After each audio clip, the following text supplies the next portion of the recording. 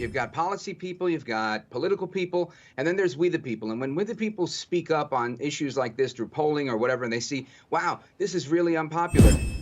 Welcome back. We told you about the mutual endorsement between Democrat Senator Joe Manchin from West Virginia and Republican Senator Lisa Murkowski from Alaska. They made this announcement on one of the news shows over the weekend. Yeah, that was on CNN. For a look at who benefits the most from this arrangement and how it might impact the Biden agenda, let's bring in panelists now to discuss. Happy to be joined by Trump 2016 foreign policy advisor, Newsmax contributor George Papadopoulos. Also joining us on the panel today, we have Rich Valdes, host of This Is America podcast, as well as Democratic strategist Crystal Knight. Great to see everyone here. Panelists, thanks for taking the time today. The View co-host Sunny Hostin there the other day blasting Stacey Abrams over her campaign's response to growing outrage about this image here where she posed maskless with a bunch of kids who were all masked up. Hostin specifically calling out Abrams using Black History Month to hit back at her critics instead of acknowledging the fact that, this is what the picture shows. She's not wearing a mask. I think it was really hypocritical, actually. First, her statement. First of all, this has nothing to do with Black History Month. The point is that she was not wearing a mask when she is one of those proponents of mask mandates. She wore a mask to the school, but later removed it so she could be heard by students watching remotely and for the photos on the condition that everyone around her was wearing masks. Yeah. She should have worn a mask. And that's a lame excuse. Yeah. Kind of pulling out a little bit here, Rich Valdes, are we seeing more of a centrist attitude here, more of a coming on the same page? And I could pull this out even further to the mask mandates and how you've seen now several states do away, at least plan to do away with their mask mandates in their Democrat-led states, something that Republican-led states have done for some time now. And then some even acknowledging natural immunity at this time where, unfortunately, it became political. But now we're seeing more of this centrist idea or ideologies.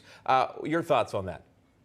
Well, I think in the world of government, you've got policy people, you've got political people, and then there's we the people. And when we the people speak up on issues like this through polling or whatever, and they see, wow, this is really unpopular, and we're about to head into the midterms and lose a lot of political capital, a lot of political power, I think Democrats come to a consensus and say, you know what, we need to soften up on certain issues. And this is one of the ones where they're willing to make a concession. So I think it's wise on behalf of the Democrats to make that decision, because parents, as you just saw in the segment before this one, they're sick and tired of putting masks on their children. They're seeing the impacts that it has on children, on their ability to learn. And this is something that is not going to help Democrats win elections. So they've got to pull back. Well, we're going to take a closer look at reversing mask mandates just on the other side of this break. But before we get to that, I'd like to turn to the fallout from Jeff Zucker's resignation at CNN. The Reliable Sources host Brian Stelter defending his network after growing fallout from the resignation. Here's that. The people who say we're lacking journalism, that we've become an all talk channel, that we've run off and we're all opinions all the time, that Jeff Zucker led us astray, those people aren't watching CNN. We lost our leader this week, but we're not going anywhere. All right, kind of long-winded there from Brian Stelter. There's a poll out actually about this very topic from Rasmussen, and shows this: 42% of Americans strongly disagree with CNN calling itself the most trusted name in news. It's been their longtime slogan. Only 10% agree. Rasmussen conducted there literally 2 days ago. Same poll finding this: 58% of Americans think that Zucker's resignation from CNN won't make much of a difference. 18% say it's a good thing. Hey, interesting points you make. Rich Valdes, your thoughts briefly?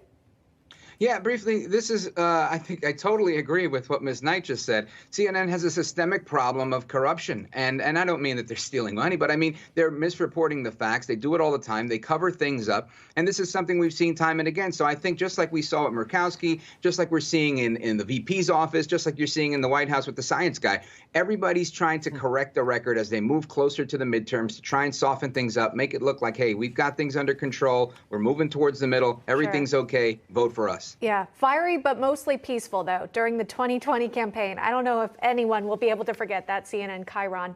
George Papadopoulos, Rich Valdes, Crystal Knight, our panelists, we do appreciate your time as always. Thank you so much for joining us. A new hour of National Report starts right after this break.